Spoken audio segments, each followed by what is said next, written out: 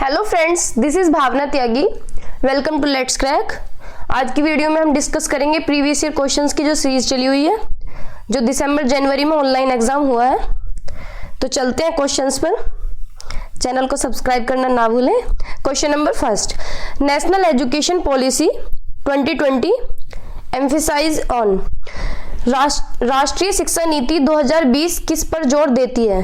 Option number A, flexibility of the curriculum, पाठ्यचर्या का लचीलापन। ये बात तो ठीक है। Option number B, standardisation of the curriculum, standardisation पाठ्यचर्या का मानकीकरण। Option number C, decontextualisation of textbook, गैर संदर्भीकरण।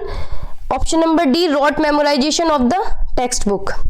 तो ऑप्शन नंबर ए तो ठीक है कि फ्लेक्सिबल है करिकुलम, तो फ्लेक्सिबल करिकुलम तो अच्छी बात है, बच्चे के अकॉर्डिंग होना चाहिए, रिजिड नहीं होना चाहिए।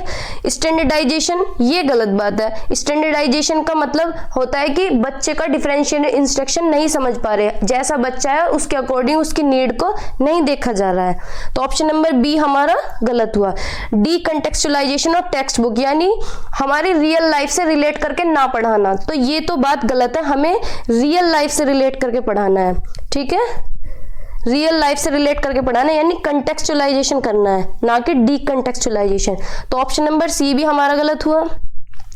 Option number D, rote memorization, रट्टा तो हमें लगवाना ही नहीं है, ये तो बिल्कुल गलत बात है, ठीक है। तो ऑप्शन नंबर ए हमारा सही होता है यहाँ पे, ठीक है। नेक्स्ट क्वेश्चन पे मूव करते हैं। Question number 2, The focus assessment should be on. The focus assessment should be on. मूल्यांकन का केंद्र क्या होना चाहिए? Option number A, reflecting what all the learners can not do, कि ये रिफ्लेक्ट करें कि लर्नर्स क्या नहीं कर सकते, बच्चे क्या नहीं कर सकते, बच्चे सब कुछ कर सकते हैं भाई। Option number B, specifying the performance of the learners in comparison to the others in the class, उनकी परफॉर्मेंस के बेस पे उन्हें कंपैरिजन करें, तो ये बात तो गलत है कंपेयर करना। Option number C, labelling the child into normative category, बच्चों को लेबल कर दें। Labelling the child into their normative category, मानक वर्ग में बच्चे की लेबलिंग करना। Detailing what and how the learner has been learning, अधिगम करता क्या और कैसे सीख रहा है इसका वर्णन करना। तो ऑप्शन नंबर डी हमारा सही होगा। ना तो हम लेबल करेंगे बच्चे को कैटेगरी के अकॉर्डिंग, और ना ही उसकी परफॉर्मेंस को कंपेयर करेंगे, और ना ही ये होगा कि रिफ्लेक्ट करेंगे कि बच्चा क्या नहीं कर सकता। तो ऑप्शन नंबर डी हमारा सही होता है, ठीक है। नेक्स्ट क्वेश्चन पे मूव करते हैं। Question number 3, which of the following depict a culture of inclusion in schools, निम्नलिखित में से कौन सा विद्यालयों में समावेशन की संस्कृति को दर्शाता है? Option number A, differentiated assessments are promoted to meet students needs, यानी डिफरेंशिएटेड असेसमेंट यूज करेंगे, जैसा बच्चा है उसी के अकॉर्डिंग, उसकी नीड्स के अकॉर्डिंग काम करेंगे। Diversity and varied perspective are discouraged, diversity and varied perspective are discourage नहीं होता, करेज्ड होता है, तो ये ऑप्शन हमारा गलत हुआ।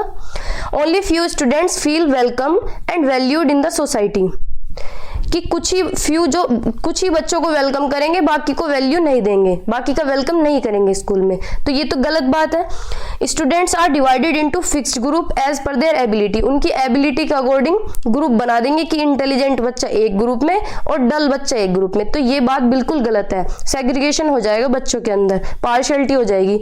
तो ऑप्शन नंबर ए हमारा सही होता है। हम डिफरेंशिएटेड असेसमेंट करेंगे बच्चे की नीड के अकॉर्डिंग, ठीक है। ऑप्शन नंबर ए हमारा सही होता है।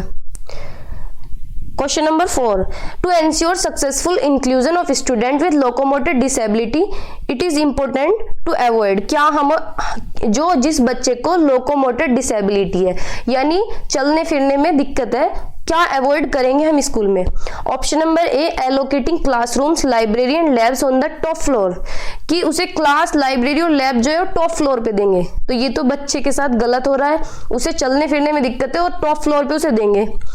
Levelling of all areas of school with ramp and lifts, जितने भी एरियाज हैं स्कूल के उनमें रैंप और लिफ्ट लगाएंगे जिस बच्चे को चलने में दिक्कत है, तो ये बिल्कुल अच्छी बात है। Option number C, making adaptations as per students requirement, बच्चे की रिक्वायरमेंट के अकॉर्डिंग सिस्टम में चेंज करेंगे, ये भी ठीक है। विद्यार्थियों की आवश्यकता के अनुसार अनुकूलन करना, ठीक है। Option number D, reasonable accommodation in seating arrangement, जैसा बच्चे को उचित है उसी तरह का सीटिंग अरेंजमेंट करेंगे, तो ये बात भी सही है। पूछा क्या है, अवॉइड, तो ऑप्शन नंबर ए होगा हमारा सही, ठीक है। बाकी अवॉइड पूछा है ना, तो गलत ये है, बाकी तीनों ठीक है, ठीक है। क्वेश्चन में ये भी ध्यान रखना है कि पूछा क्या है, नोट पूछा है, अवॉइड पूछा है।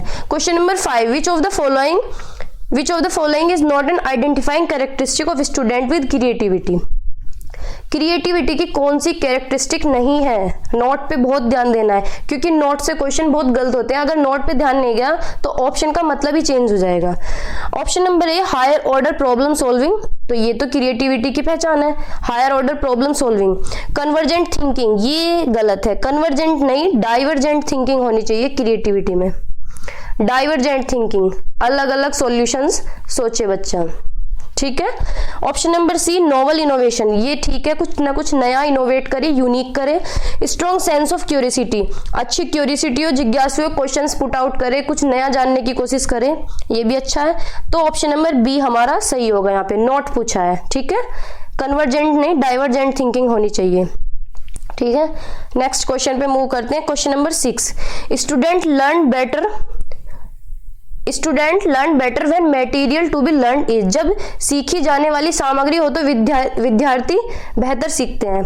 कॉम्प्लेक्स एंड एक्सटेंसिव हो, जो मटेरियल है वो कॉम्प्लेक्स और एक्सटेंसिव हो, नहीं सिंपल टू कॉम्प्लेक्स होता है, पहले ही उसे कॉम्प्लेक्स चीजें दे देंगे तो कैसे सीखेगा, तो गलत हुआ ये option.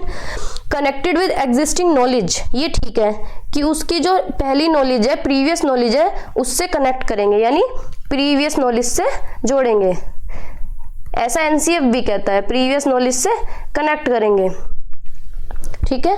Disorderly and unorganised, disorderly कुछ नहीं होता, ऑर्डरली और ऑर्गेनाइज्ड होता है, ठीक है। Disparate to their socio cultural context, उसके सामाजिक संदर्भ से बिल्कुल अलग पढ़ाएंगे, तो ऐसा बिल्कुल भी नहीं है, ये भी गलत है। हमें उसे सामाजिक संस्कृति के संदर्भ में ही पढ़ाना होता है, ना कि उसे डिस्पेरेट करना होता है, तो ये भी गलत हुआ, ये भी गलत हुआ और ये भी गलत हुआ। ऑप्शन नंबर बी हमारा यहाँ सही होता है, कनेक्टेड विद एग्जिस्टिंग नॉलेज, यानी प्रीवियस नॉलेज से ऐड करके चलेंगे, कनेक्ट करके चलेंगे, ठीक है।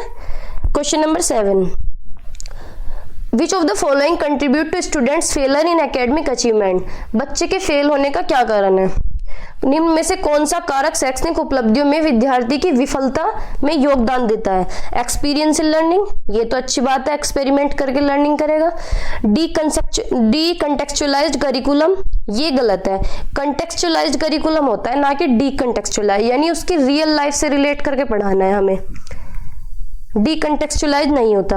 इंक्लूसिव फिलोसफी, यानी सारे बच्चों को इंक्लूड करके चलना है, ये भी ठीक है। लर्नर सेंटर्ड पेडागोजी, बच्चे के अकॉर्डिंग पेडागोजी हो, बच्चे के अकॉर्डिंग सिस्टम हो, तो ये भी ठीक है, ये भी ठीक है, ये भी ठीक है और ये भी ठीक है। ये गलत है, ऑप्शन नंबर बी हमारा सही हुआ यहाँ पे, क्योंकि फेलर पूछा है। डीकंटेक्चुअलाइज नहीं होता, कंटेक्चुअलाइज्ड होता है, ठीक है। नेक्स्ट क्वेश्चन पे मूव करते हैं। Question number 8, as per NCF 2005 national curriculum framework, children are passive recipient of content delivered by teacher, ऐसा है क्या? बच्चे शिक्षक द्वारा दी गई सामग्री के निष्क्रिय प्राप्तकर्ता होते हैं? जी नहीं, बच्चे सक्रिय होते हैं, एक्टिव होते हैं, पैसिव नहीं होते, तो ये तो गलत हुआ। Don't have the capacity to regulate their learning, बच्चों के अंदर कैपेसिटी नहीं है अपनी लर्निंग को रेगुलेट करने के लिए, बच्चों में अधिगम को विनियमित करने की क्षमता नहीं होती, तो ऐसी बात नहीं है, ये भी गलत है, एनसीएफ ऐसा नहीं कहता। Learn best memorization through rote, रट्टे से याद करें, तो ये तो बिल्कुल गलत है, रोट मेमोराइजेशन तो हमें करना नहीं है। Play active role in construction of knowledge, बच्चे ज्ञान के निर्माण में सक्रिय भूमिका निभाते हैं, ये बिल्कुल ठीक है, बच्चे एक्टिव मेंबर होते हैं, ठीक है, एक्टिवली कंस्ट्रक्ट करते हैं अपनी नॉलेज को। क्वेश्चन नंबर 9 पे चलते हैं। नॉलेज और awareness of self as known depicts, खुद के ही ज्ञान का ज्ञाता होना क्या कहलाता है? मेटाकोग्निशन, अधिसंज्ञान, मिसकंसेप्शन, भ्रांति, निमोनिक्स, स्मृति, मोटिवेशन, अभिप्रेरणा। मोटिवेशन जैसी कोई बात नहीं है यहाँ पे, निमोनिक्स होता है शॉर्ट फॉर्म किसी चीज का, शॉर्ट ट्रिक, किसी भी चीज का निमोनिक बना लेते हैं। मिसकंसेप्शन, अगर आपका कंसेप्शन गलत है। मेटाकॉग्निशन बिल्कुल सही होगा, अपने बारे में खुद जानना। Thinking about thinking, thinking about thinking, या फिर knowledge about our self, one self, knowledge about self, खुद के बारे में ही जानना। ठीक है, तो ऑप्शन नंबर ए हमारा सही होगा यहाँ पे। नॉलेज और awareness of self as knower depicts. अगर आपको मेटाकॉग्निशन भी नहीं पता होता है यहाँ पे, तो भी हम एलिमिनेट कर सकते थे कि मिसकंसेप्शन की तो कोई बात ही नहीं हुई। अगर आपका कंसेप्शन अच्छा नहीं है, कंसेप्ट गलत हो रहा है, तो मिसकंसेप्शन होता है। निमोनिक्स होता है शॉर्ट फॉर्म किसी चीज की, शॉर्ट ट्रिक, उसकी भी बात नहीं हो रही। मोटिवेशन की यहाँ कोई बात है नहीं, ना इंट्रिंसिक मोटिवेशन है ना एक्सट्रिंसिक मोटिवेशन है, तो सीधा सीधा एक ही ऑप्शन बचा है मेटाकॉग्निशन। लेकिन मेटाकॉग्निशन होता है अपने ही ज्ञान का ज्ञाता होना। ठीक है, नेक्स्ट क्वेश्चन पे मूव करते हैं। Question number 10, student are likely to feel boredom when. बच्चे कब बोर होते हैं? विद्यार्थी को बोरियत महसूस होने की संभावना है अगर उसकी एक्टिविटी को वैल्यू नहीं दी गई है, गतिविधियों को महत्व न दिए जाने पर। अगर उनकी एक्टिविटीज को वैल्यू नहीं देंगे तो वो बोर हो जाएंगे, ये बात तो सही है। एक्टिविटीज वैल्यूड, अगर गतिविधियों को महत्व दिया गया है तो वो बोर नहीं होंगे, ये तो अच्छी बात है। सक्सेस अगर उन्हें मिल रही है तो ये मोटिवेट रहेंगे वो। सक्सेस इज डिजायर, उनकी सफलता की अपेक्षा होने पर, ये भी ठीक बात है। तो ऑप्शन नंबर ए हमारा सही होता है। बोर्डम पूछा है ना, एक्टिविटी को अगर वैल्यू नहीं देंगे तो बच्चा बोर हो जाएगा। तो सिस्टम बच्चे के अकॉर्डिंग होना चाहिए। टीचर काम करता है फैसिलिटेटर की तरह। ठीक है, आज की वीडियो में इतना ही। Thank you, subscribe my channel, bye.